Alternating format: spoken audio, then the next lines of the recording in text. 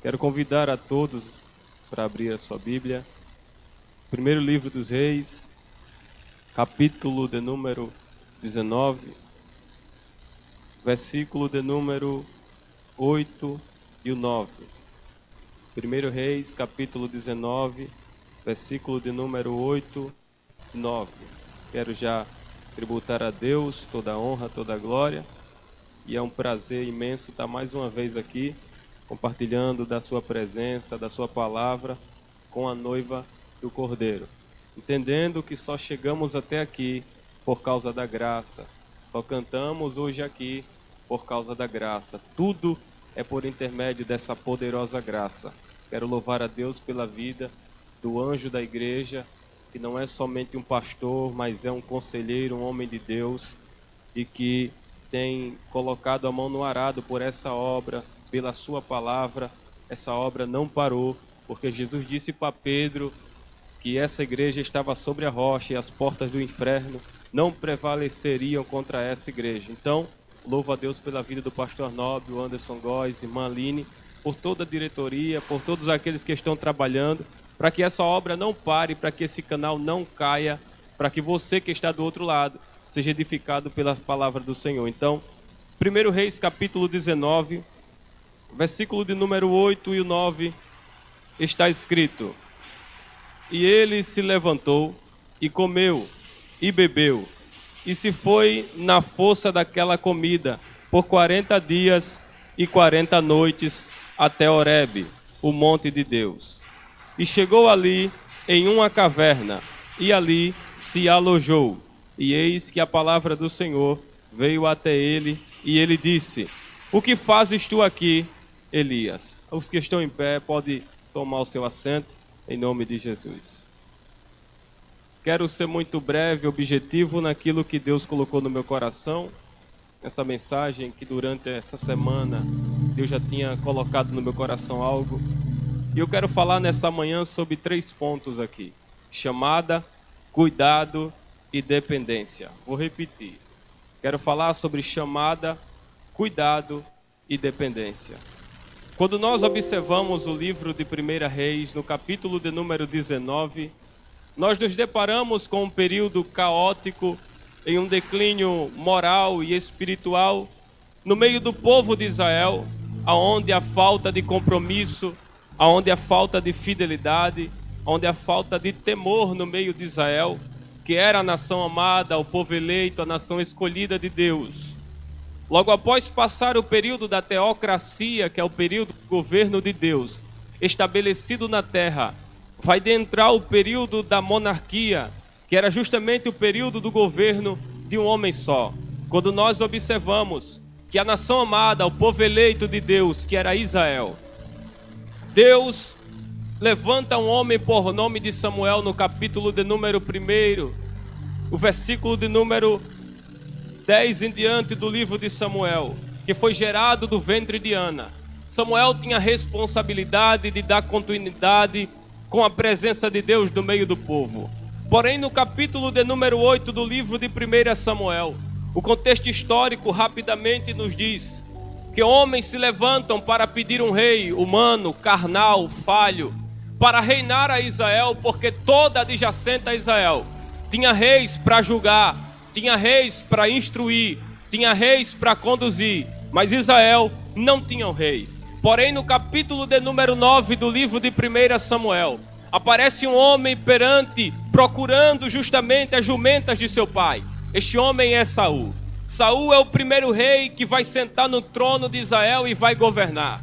Porém, ao começar o período da monarquia, Saul é o primeiro rei de Israel. Porém, com a desobediência de Saul, o trono de Israel será ocupado pelo segundo rei. Seu nome é Davi.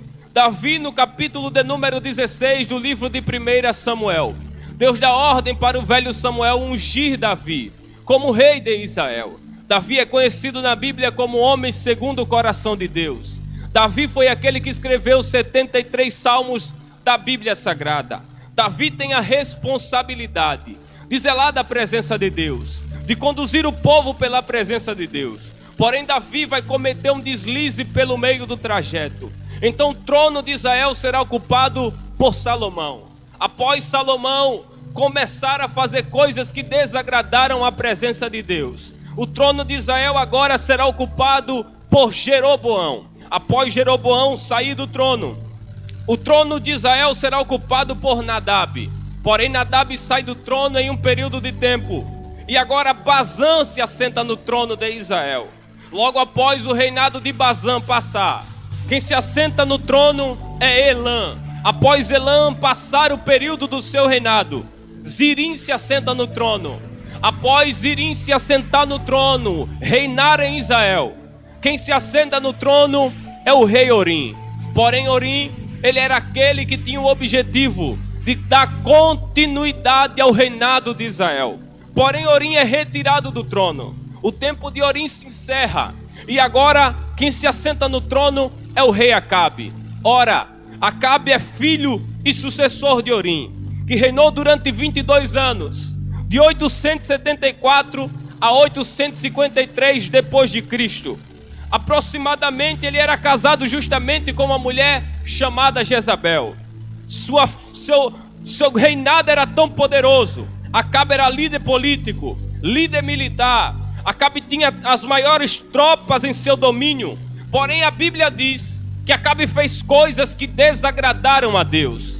Haja vista que o pecado de Davi, a desobediência de Saul e o que Salomão fez após todos os reis ter sentado no trono, não conseguiram atingir o pecado que o rei Acabe estava cometendo em Israel. Logo, Acabe se casa com uma mulher estrangeira, Jezabel, filha de Etibaal, que adorava a outros deuses e que era de uma nação politeísta. E nós sabemos que uma nação politeísta, eles não têm apenas um Deus para adorar, eles têm vários deuses para se adorar. Eles adoravam Baal, eles adoravam a Mamon, eles adoravam a todos os tipos de deuses, mas eles não adoraram ao Deus de Israel. Porém Acabe adorava, servia à presença de Deus. Porém Acabe vai fazer coisas que desagradaram a Deus. Pega uma mulher estrangeira, ela quebra os altares que foram levantados em Israel para adorar ao próprio Deus de Israel, e deixam de adorar a Deus para adorar a imagens, para adorar a outros deuses. Porém é neste interim de tempo, quando a desobediência de Acabe, quando o pecado de Acabe, quando a decadência declina Israel, é que neste interim de tempo Deus vai à procura de alguém para poder confrontar o sistema de Acabe e de Jezabel. Logo, Deus não queria outros deuses sendo adorados, aonde ele era o centro, aonde ele era o Deus da adoração. Deus sempre procura pessoas especiais em tempos de dificuldade. Deus precisava de uma voz no meio daquela calamidade. Deus precisava de alguém que pudesse bater de frente com o sistema do homem mais poderoso da face de Samaria, que era Acabe e Jezabel. Acabe não tinha voz. Quem reinava por trás de Acabe, diz Charles Swindoll, que era justamente Jezabel. Jezabel era a voz de Samaria. Jezabel era a voz de Acabe, aonde ele não tinha voz. Porém Deus vai à procura de um homem chamado Elias, o tisbita, em Tisbe. Tisbe é justamente uma cidadezinha em um lugar de Gileade. Até a localização de Tisbe é dificultosa de se localizar. Eu procurei no mapa, no Google, mas eu não consegui localizar Tisbe. Porém, enquanto os olhares humanos não observavam Elias em um lugar destruidor e horrendo e longe do lugar de destaque, Deus procura homens e mulheres capacitadas em tempos de dificuldade, aonde os olhares não conseguem chegar. Eu vou repetir pela segunda vez: não precisamos de homens e mulheres que estejam em lugares de destaque ou em prateleiras para ser visto. Deus procura pessoas certas em lugares difíceis de se localizar. Deus procurou Elias, porém Deus foi à procura de Elias, não foi em palácio, porque diz alguns historiadores, Charles Swindoll fala no seu livro dos Heróis da Fé, que Elias não foi encontrado em palácio, Elias não foi encontrado deitado numa cama boa. A história diz, alguns historiadores, que Tisbe é um lugar onde não se tem educação. Tisbe é um lugar onde não se sabe comer direito. Tisbe é um ambiente onde não se tem educação e nem sabe falar bem. Porém, diz Charles Swindoll que Elias era forte, musculoso como alguns historiadores. E ele era um homem que não media esforço na sua palavra. Elias, quando abria a boca para falar, ele não sabia interpretar o que ele queria falar. É pessoas assim que Deus estava à procura naquele momento, porque para confrontar Acabe e Jezabel, Deus não ia procurar quem tinha ética, Deus não ia procurar quem sabia ficar se comportando. Deus precisava de um louco para intergir no meio daquela calamidade, porque a nação de Israel não era e nunca foi da mão de Davi, na mão de Salomão, da mão de Saul. Israel sempre foi propósito e projeto do Deus de Israel. Deus levantou Elias para bater de frente com o sistema de Jezabel e Acabe dizer: está errado, a adoração em Israel não é para Baal, a adoração em Israel não é para Mamon, a adoração em Israel é para o Deus de Israel. Porém, a chamada de Elias não foi uma chamada sacerdotal. A chamada de Elias foi uma chamada profética. E um profeta, ele nunca é aplaudido por todos. Um profeta, ele nunca está honrado sendo aplaudido por muitos. Profeta, ele dói. O chamado de um profeta abre feridas, traz solidão. Ele não é honrado por muitos. Porém, Elias era um porta-voz daquela nação na última hora. Porém, a chamada de Elias vai ser uma chamada dificultosa, porque enquanto Israel está sem a sensibilidade de ouvir a voz de Deus, Acabe e Jezabel declinam a adoração para outros deuses e retiram Deus do centro. Deus vai à procura de um homem para bater de frente com o sistema e dizer que Israel não se adora a Deus dessa forma. Elias chega para confrontar um homem mais poderoso da face da terra. Porém, logo após Elias confrontar esse homem, que era o maior, o mais forte da face da terra de Samaria, porém o que lhe havia lhe chamado era maior do que Acabe, era maior do que Jezabel. Imediatamente, quando Elias aparece no palácio, confrontando Acabe e Jezabel, Elias vai abrir a boca e dizer apenas isso: não haverá chuva, nem orvalho segundo a minha palavra. Logo, Elias, quando confronta Acabe e o reinado do palácio de Jezabel com ele, Elias estava tendo sobre ele os holofotes do palácio. Elias estava trazendo sobre ele a visão do rei Acabe, a visão de todos os seus súditos, de toda a população. Porque a fama de Elias, presbítero Marinho, correu durante toda a Samaria e toda Israel. Comentava e dizia: um homem sem educação foi perante o rei Acabe e confrontou Acabe, confrontou Jezabel e disse que não iria ter chuva. Ora, quando nós observamos rapidamente o que Elias fala, Elias vai falar para o rei Acabe que não vai ter chuva. Nós sabemos que Israel é rica na agropecuária, na cultura e na economia. E quando Elias está dizendo que não vai ter chuva, Elias está dizendo: o gado vai morrer, as plantações vão perecer, não vai ter chuva para alimentar seus filhos, vocês vão perecer durante 3 anos. Porém, presbítero Marinho, quando Elias fala isso, ele está no palácio. No palácio, Elias está sendo visto por todos. No palácio, Elias está tendo status de Samaria, de Israel e do rei Acabe. No palácio, Elias está tendo honra e está tendo visão do homem. Porém, quando Deus fala: Elias, está na hora de você ir para o Querite. O que significa ir para o Querite? Era Deus dizendo para Elias: está na hora de você se esconder. Porque Charles Swindoll fala que Elias foi chamado por Deus Mas Elias ainda não era considerado um homem de Deus. E ser considerado um homem de Deus não é pela nossa intelectualidade, não é pela nossa eloquência, nem pelo terno que a gente veste ou pela saia que as mulheres usam. Ser considerado uma mulher e um homem de Deus é ser treinado em meio à dificuldade da vida.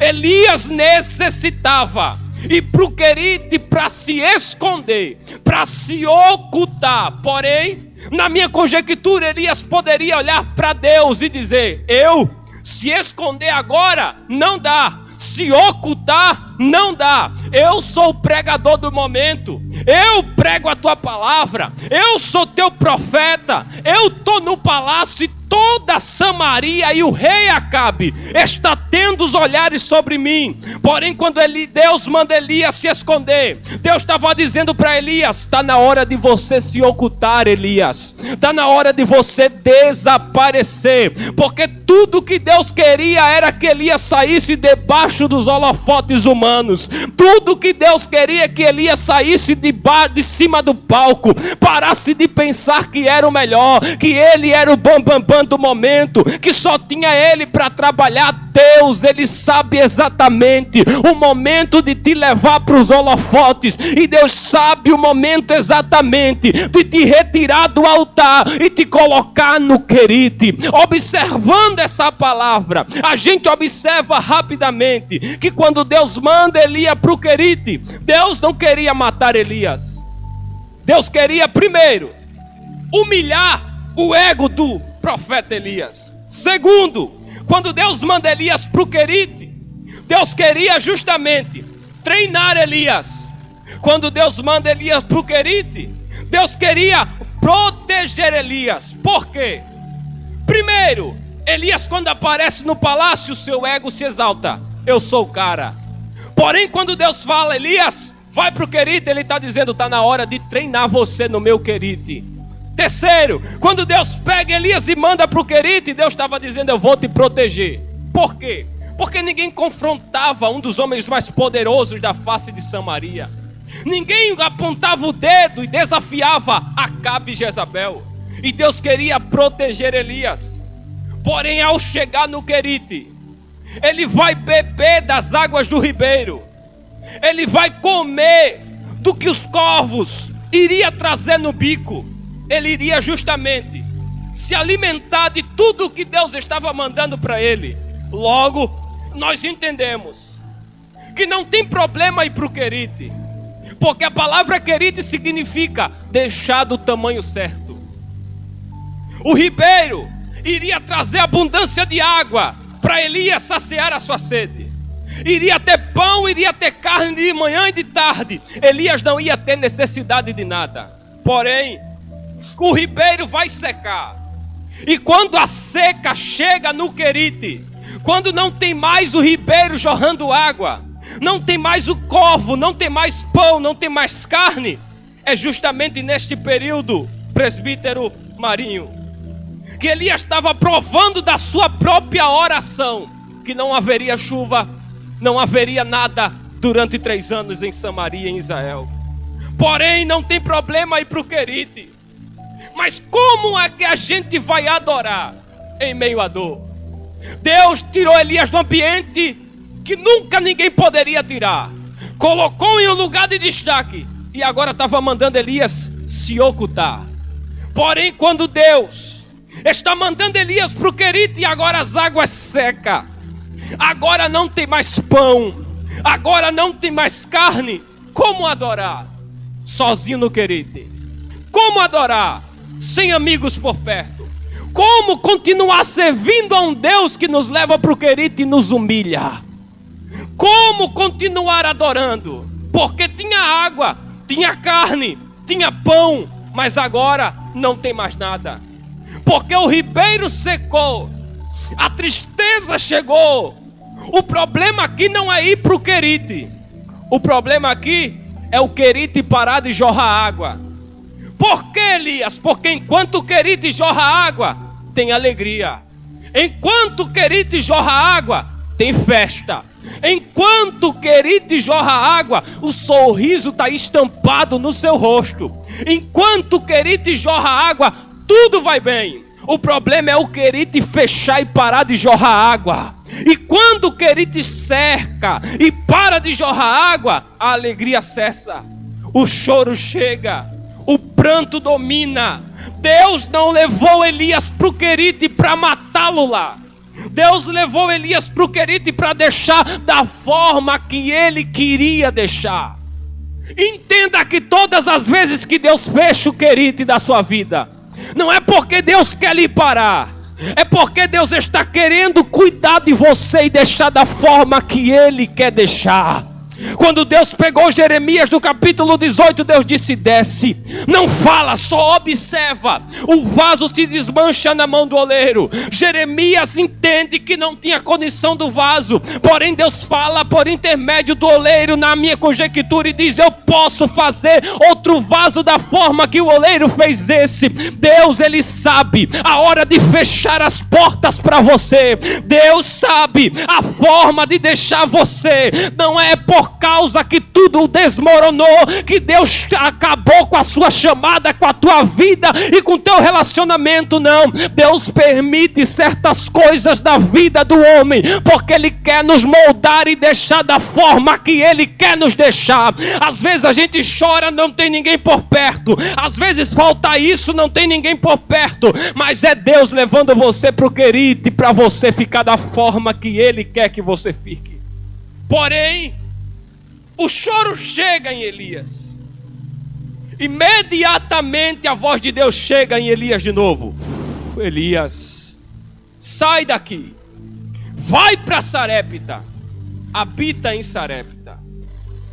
Quando a gente observa que Sarepta é justamente uma cidade costeira, fora do limite de Israel, que pertence à Sidônia, na costa Mesopotâmia, atualmente conhecida como o local libanês. Deus tinha dado ordem para Elias: vai para Sarepta. Eu tenho ordenado a uma mulher, e essa mulher vai te alimentar. O cuidado de Elias vai começar agora. A chamada de Elias veio desde Tisbe, passou pelo palácio, porém agora vai se iniciar o cuidado de Elias em Sarepta. Sarepta, Deus tinha ordenado uma viúva. Na lógica humana, não se tinha condições nenhuma dessa viúva cuidar e alimentar de Elias. Geograficamente, a dor tomava conta, o choro, a humilhação, e não tinha condição nenhuma daquela mulher sustentar ninguém. Porém, Deus é especialista em utilizar os ambientes de sofrimento para transformar em ambientes de vida. Eu vou repetir pela segunda vez para ver se você entende. Aquele ambiente estava sem comida. Aquele ambiente estava com choro, humilhação e desprezão. Porém, Deus é especialista em transformar os ambientes de sofrimento para transformar em ambientes de vida. Deus não trabalha com a lógica humana. Deus trabalha com o seu querer. Em João capítulo de número 11, Lázaro estava morto há 4 dias. Na lógica de Marta, a preocupação dela era com o tempo, mas a preocupação de Jesus nunca foi o tempo. Ele chega na hora que Ele quiser chegar. Ele transforma a morte em vida na hora que Ele quer transformar, porque Deus transforma os ambientes de sofrimento em ambientes de vida. Em Atos capítulo 20, Eutico cai do 3º andar, Paulo sai de cima e vem para baixo representando a Cristo. Porém, o ambiente de sofrimento Deus vai transformar em ambiente de vida. Quando nós observamos a Bíblia, a gente lembra de um homem por nome de Naamã. Ele era soldado, homem honrado, porém por dentro da sua capa, da sua armadura, tinha grandes feridas que ninguém conseguia enxergar. Porém, Deus leva uma menina para a casa de Naamã. Por quê? Porque Deus é especialista em transformar os ambientes de sofrimento para transformar em ambientes de vida. Quando Deus leva Elias para Sarepta, Sarepta tinha dor, Sarepta tinha choro, Sarepta tinha humilhação. Porém, é em Sarepta que Deus vai transformar o ambiente de sofrimento em um ambiente de vida. Eu vou repetir pela segunda vez. Em Sarepta a mulher era humilhada. Em Sarepta Deus tinha dado ordem: Elias, é lá que eu vou alimentar você. É lá que eu vou tratar com você. É lá que você não precisa se preocupar. Como não se preocupar em Sarepta? Deus primeiro pega Elias de um ambiente que ninguém poderia dar nada, coloca ele em um ambiente de destaque, leva ele para o Querite e trata Elias do Querite. Do Querite ele leva para Sarepta. Sarepta tinha fome, tinha uma viúva, tinha quase nada. E Deus diz: eu vou alimentar. Na lógica humana, não tinha condição nenhuma. Mas Deus sabe transformar aquilo que é do nada para se transformar em algo que pode saciar a nossa fome. Quando Elias chega em Sarepta, observe rapidamente. Aquela mulher tinha 3 dificuldades. 3 dificuldades. A primeira dificuldade que aquela mulher tinha era que ela era viúva e tinha perdido o seu esposo. E não tinha mais o seu protetor, o seu ajudador, aquele que supria as suas necessidades. Segunda dificuldade, a lei estava sobre ela. A discriminação estava sobre aquela mulher. Porque a lei dizia que qualquer mulher viúva não tinha honra, não era bem vista, não poderia trabalhar, ela sofria discriminação. Terceiro, a fome tomava conta em Sarepta. Ela tinha um filho e ela viu a crise chegar e permear no meio deles. Já estava, pela lógica humana, debilitado. Iam comer e iam morrer. Porém Deus tem sempre um propósito em meio à morte.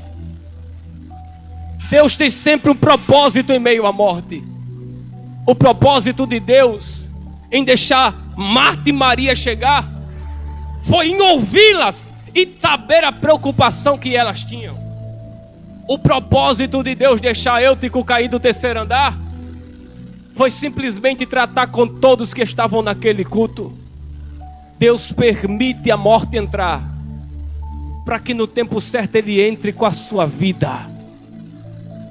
Deus permitiu a morte entrar na casa de Jairo para que a vida entrasse depois.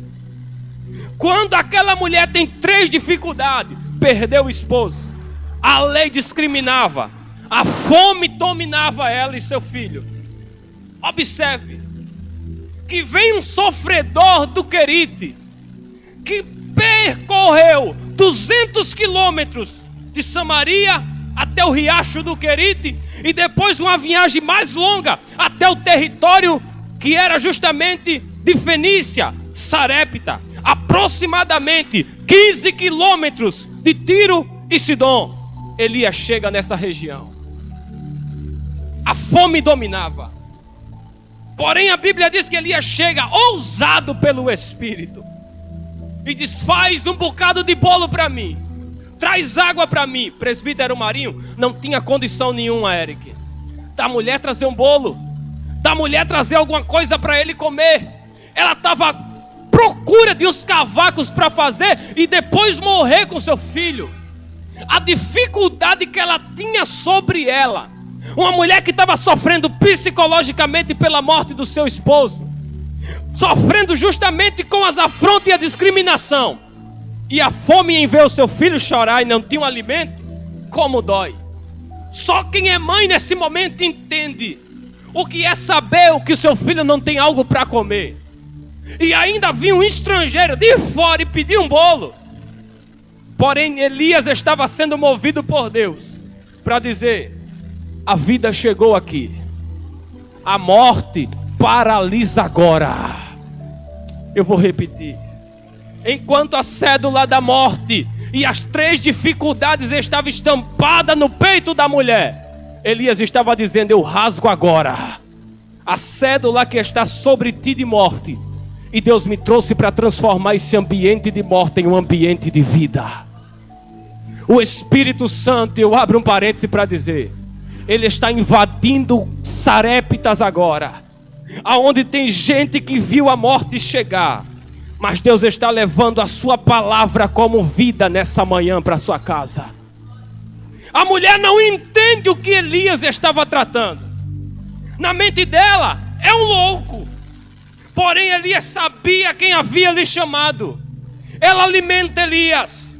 Ela dá para Elias. A farinha não falta. O azeite não falta. Porém, no meio do cuidado de Deus, nem Sarepta para Elias, o menino morre. A mulher se desespera e pensa que Elias trouxe juízo por causa da sua iniquidade, por causa do seu pecado consciente. Ela fala para Elias: você trouxe juízo na minha casa. Ou seja, era melhor eu ter morrido com meu filho no momento que você chegou. Observa a dificuldade em Sarepta. Quando ela vê seu filho morto, Elias chora, diz a Bíblia. Pede um menino. E Elias, presbítero Marinho, não ora embaixo.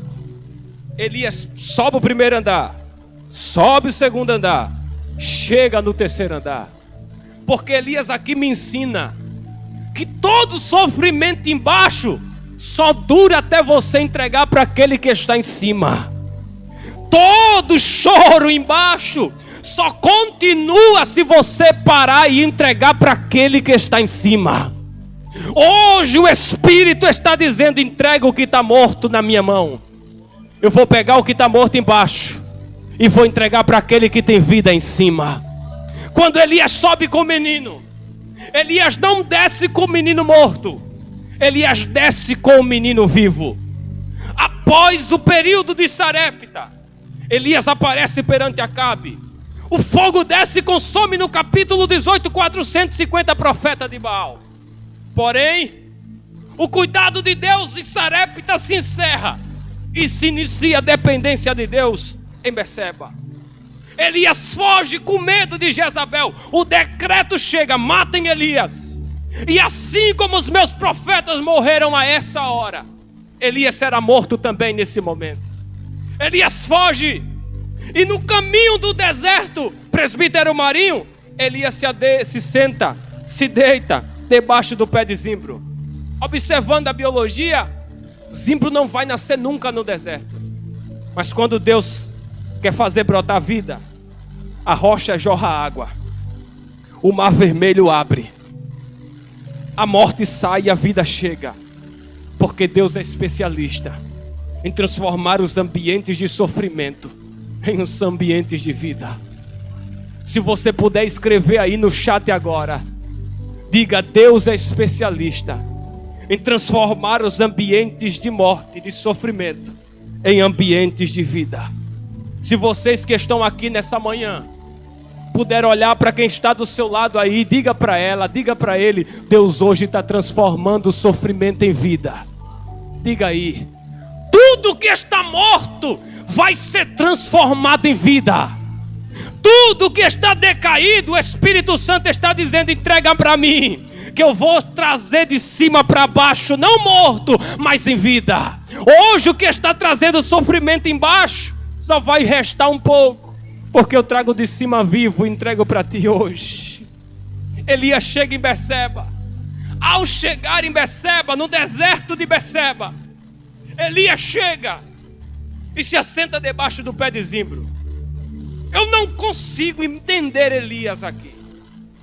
Elias sai de uns sofrimentos tão grandes e chega em Beceba. Eu preciso contar isso aqui para me encerrar. Eu fui pregar em uma certa cidade. E quando eu fui pregar, presbítero Marinho, a glória de Deus desceu de tarde com outros pregadores e eu disse: o que eu prego agora à noite? Tinha mais de 300 jovens. Era como se fosse um congresso de jovens, um ambiente longe de Alagoas. Eu fui colocado num quarto e quando eu olhei, tinha coisas que eu não quero falar aqui. A gente se deitou naquela cama do jeito que estava. Uns que me levaram dormiu dentro do carro. Estava entre 18 e 19 graus naquela madrugada. Mas quando a gente chegou, eu ouvi alguém dizendo para mim assim: é esse menino que vai pregar? Não é nem conhecido, não tem nem beleza. Porém, como eu amo a graça. A graça não olha para a cor de cabelo, Eric. A graça não olha para a cor do olho. A graça não olha para o terno de grife que você usa, nem para o sapato de couro que você tem.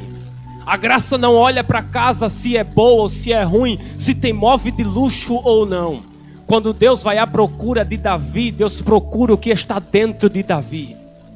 Eu ouvi aquilo e disseram para mim: era melhor trazer um que já é conhecido.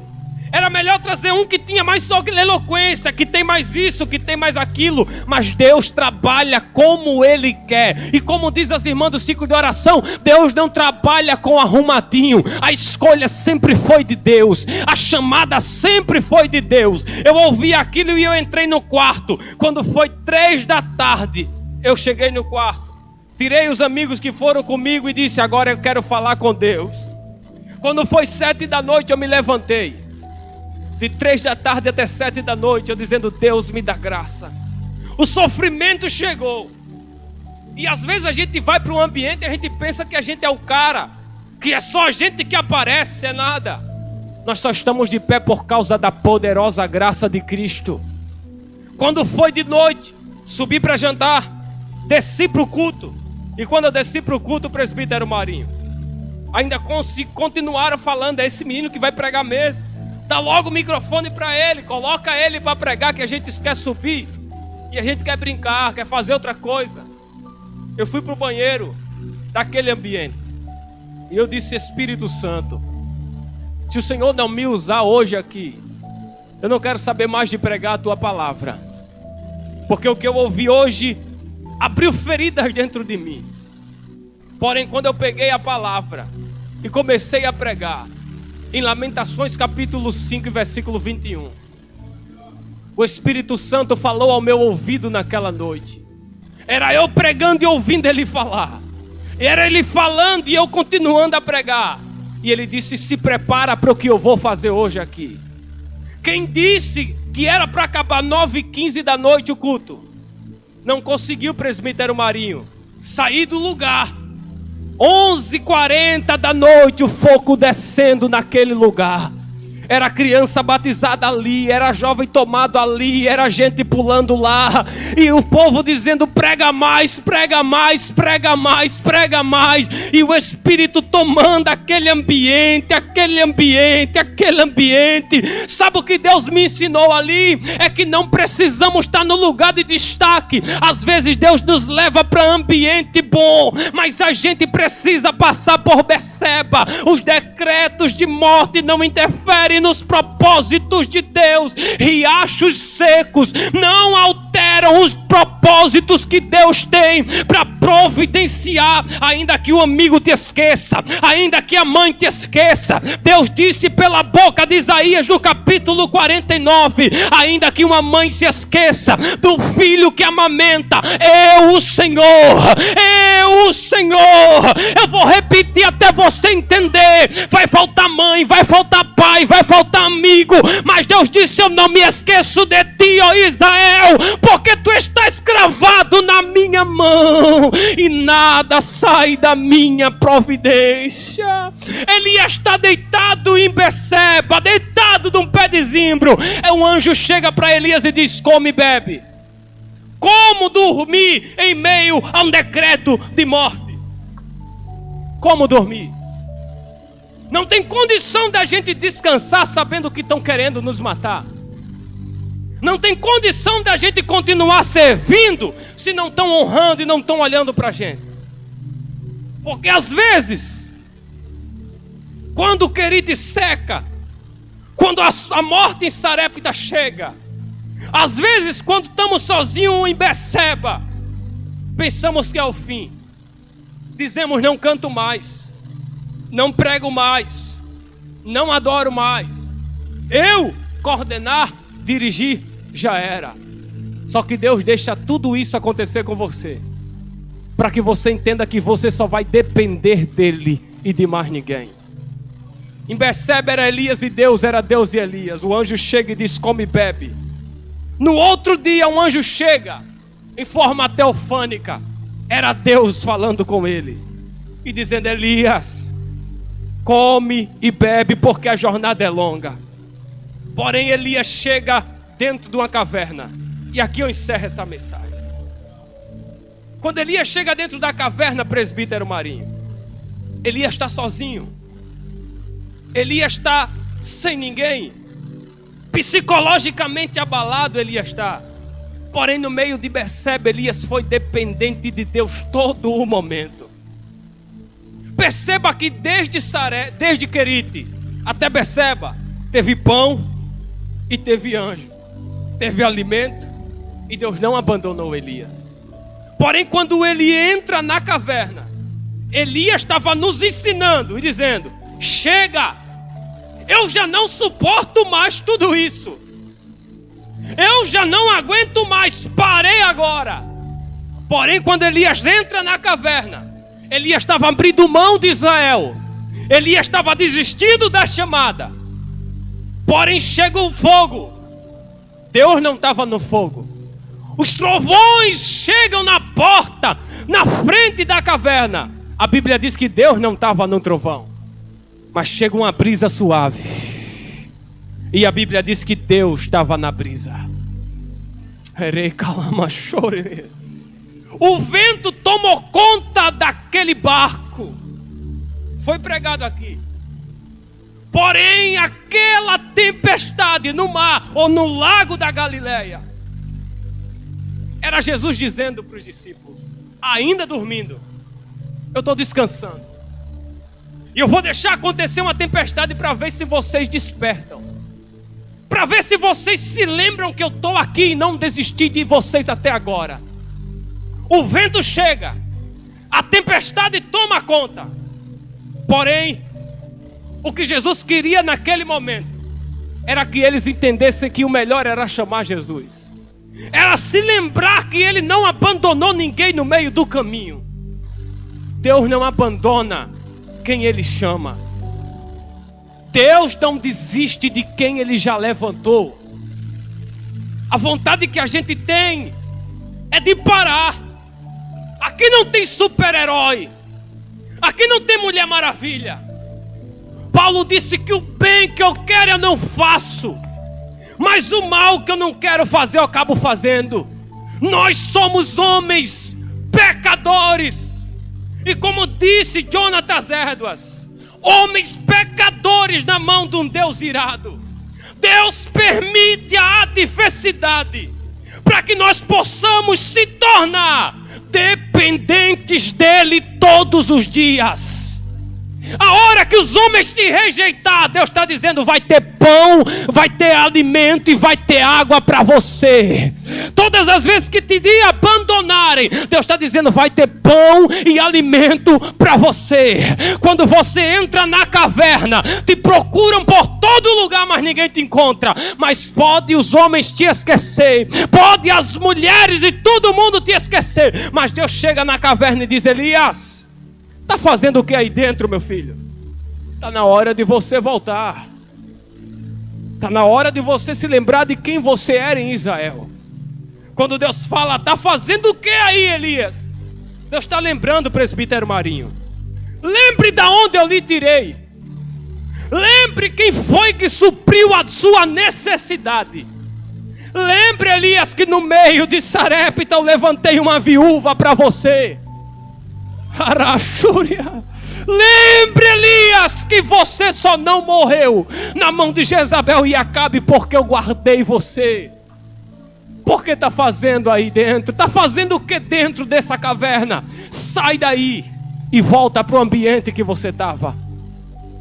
Eu termino essa mensagem dizendo que a chamada de Deus dói, o cuidado de Deus nos trata e a dependência de Deus nos humilha. Elias pediu para morrer. Quantas das vezes nós não pedimos para morrer? Quantas das vezes nós não dissemos para Deus que está na hora de parar? Está na hora de sair da caverna e voltar para Israel de novo. E eu dirijo essa palavra a você que está desviado, saiu da presença dele. E faz muito tempo que você está dentro dessa caverna. O terremoto bateu na frente dela, mas Deus não estava. E você só não morreu porque Ele não deixou. O fogo dominou a frente e você não se queimou. É porque Jesus já tinha falado através de Isaías dizendo que ainda que você ande pelas águas, as águas não vai submergir. Se você andar no meio do fogo, a chama não vai arder. Cadê você para aceitar a Jesus nessa manhã? Onde está a primeira vida que está na hora de sair de dentro da caverna e voltar de novo para o ambiente que nunca poderia ter saído. Eu quero convidar você a voltar para a presença de Deus e dizer em Israel que não há outro a não ser Deus que domina sobre todas as coisas. Convido pela última vez, está na hora de sair da caverna e voltar para Israel. Israel é sua casa, sua família, seu esposo, seu marido. Não desista de Israel. Israel só está de pé por causa de você. Deus abençoe em nome de Jesus.